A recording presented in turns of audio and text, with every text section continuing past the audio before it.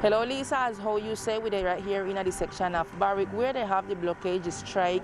As yet, from yesterday, they make this strike because they demand from the departmental government that they get the water. They don't have the service of the water, with messages such as we demand prompt solution or how would we wash our hands. The people from Barrick, from this section here in the Barrick sector, or request the government to make presence here in this section. We're passing right now a critical situation with the water. We got more than 2 months not get no water, and it's not strange to nobody this moment that we are living with the COVID. And if we sustain or fight, survive, we need water, and we not got no water. So we look at solution this morning. From yesterday we here with these women. We not be it because no shame to say so, because we not got no water. So we just see if the government or someone here we come here and see what they can do for you, because we don't want no water truck. Then come and have a water truck from the government, but that is not the solution. That is only a solution for the moment. We want water from the pipe because we are the one of the water. The water they explore from our lands, then pass in front of our house, and we all don't have no water. Also, people from other sections support this strike here because they part the same thing in their section. One of the examples is Franco Ben from the section of St. Louis. He said that they suffer the same problem. They don't have water in this section, so he support this strike. But I believe it's time enough. It's time enough. Every government get on the seat, they say they will got the planta process or the agua. You know that? We St. Louis got 15-20 days, and when he come in, we will stay half hour. Nobody no water. What about people we migrate people too? They just come get them out of tank and 15 years time because the water don't really give them liquid. So they go back up the Blockade road. They go back up the Blockade road because nowadays nobody no build system. And well, Lisa, Teleislas News will be aware of the development of this news to see if the government make presence or if they get to any solution or any agreements here in this section of Barrick.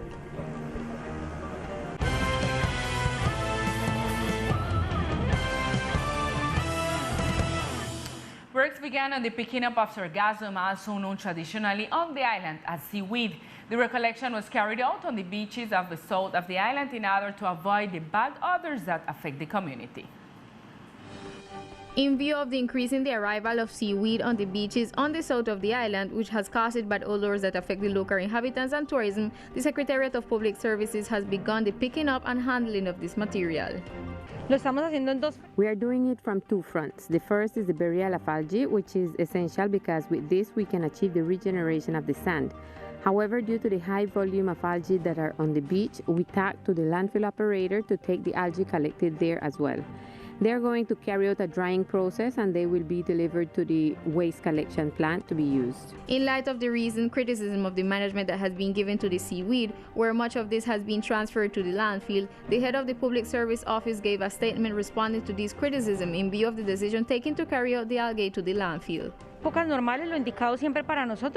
In normal circumstances, the best course of action is to bury the algae. However, due to the excessive volume of algae on our beaches, in a joint work with the corporation, the decision was validated and we are making use of it. We are not making inadequate disposal of this waste. Instead, what we are looking for is to make use of it. It is important to emphasize to the community that the generation of algae produces more sand, but also the excessive amount can cause a negative impact on the marine ecosystem. So we are trying to balance that as far as possible to be able to remove it and deliver it to the landfill. The seaweed has also made a presence in the main beaches to the north of the department. In front of this, the Secretariat of Public Services has indicated that the cleanliness of the beaches of the north corresponds to the company Trustbuster.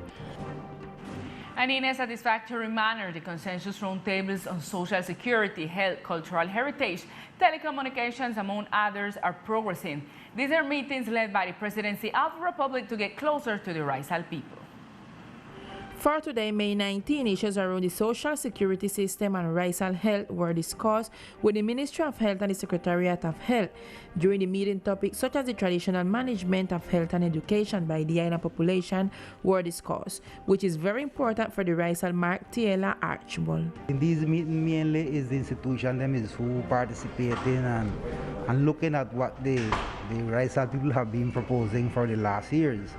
So the discussion have been very interesting because they talk about Raizal education, Raizal health, Raizal economy. And today they was working precisely on what is going to be the Raizal rights to have their own education. For Mark Taylor, the most interesting proposals that were discussed at today's meeting revolve around the following. The Raizal statute gives us the opportunity to have autonomy in our own decision to decide how we want to live. And in terms of health, in terms of education, well, that means we have to have some particularities because we as Raizal people have a way to deal with, for example, with health, because we use for things them to heal our own self. In terms of education, we have our own language, so the education have to take that in consideration. So I believe that is the importance of these events. And this document. The presence of Raizal community is very important in these meetings in order to have an active participation in the decisions that are made at these tables. For today afternoon, the topic will be the Council of Culture, Art and Raizal Heritage with the Ministry of Culture and the Culture Secretariat. And in other news, an artisanal fishing boat with 5 crew members was rescued by the National Navy after the boat suffered water leaks and they were left adrift. The National Navy managed to rescue 5 people whose boat broke down.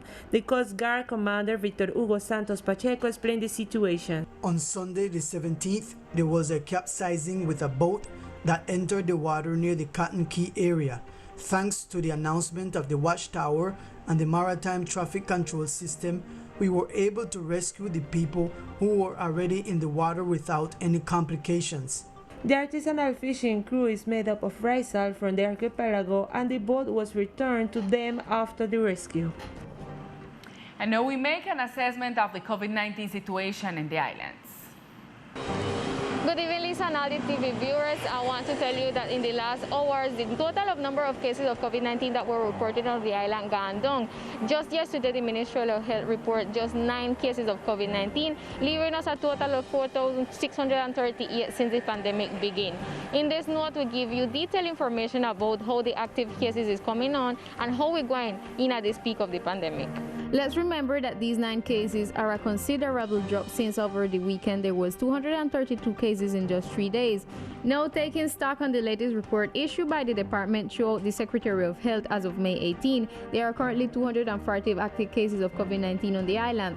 Of these, there are 25 active cases that have not yet been added to the national count. Regarding the total number of cases recovered in the island, 4,345 cases have been filled, and the ICU occupancy has dropped to 75%. Remember that yesterday it was at 82%. Regarding the cases of deceased persons, 72 of them have presented, 3 of them is in Old Providence. The most affected neighborhoods are Avenida 20 de Julio, Sierra Vie, Guinea Hen, San Luis, Town, and Los Almendros. It is important to remember all the community that actually we are in the second peak of the pandemic and that we have to follow all the control, all the biosecurity controls. This is all the information I report from here from this point of the island. Continue, Lisa, in studio. Thank you, Alice. And a forum made up of experts on environmental and tourism issues will be held tomorrow for free. Here is the information. Director of INFOTEP Silvia Montoya Dofis provided information regarding the forum to be held tomorrow through the Google Meet platform on the sustainable tourism.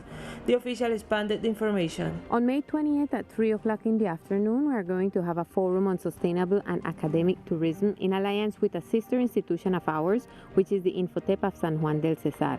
We will have 4 experts, 2 from that institution and 2 from ours, and we will be talking about the economic, social, environmental, and ecological impact of tourism in both departments. The official also announced the experts who will be conducting the forum.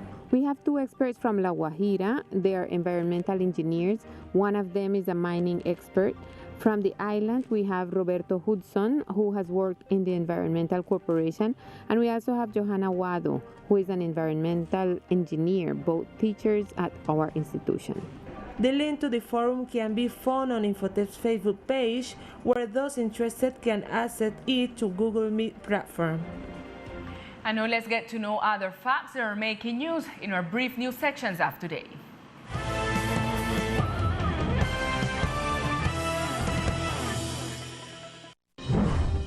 The The Tourism Protection Group of the National Police visited the Cove sector, where they shared an afternoon of recreation, contests and surprises with the families of that sector, with the objective of creating spaces of healthy recreation for the children of the community. Through this type of activity, the National Police seeks to get closer to the communities that inhabit the different neighborhoods of the department. The Coralina Environmental Corporation indicated that during the month of May, 1,800 coral fragments have been planted in the archipelago in the nurseries of San Andres and Old Providence. During the activity, the beneficiaries of the Marine, Coastal and Terrestrial Conservation Initiative Program of the Ministry of Environment and Sustainable Development, Mas Bosques Conservation Internacional, Corales de Paz, who are actively engaged in the restoration of coral reefs, were participants.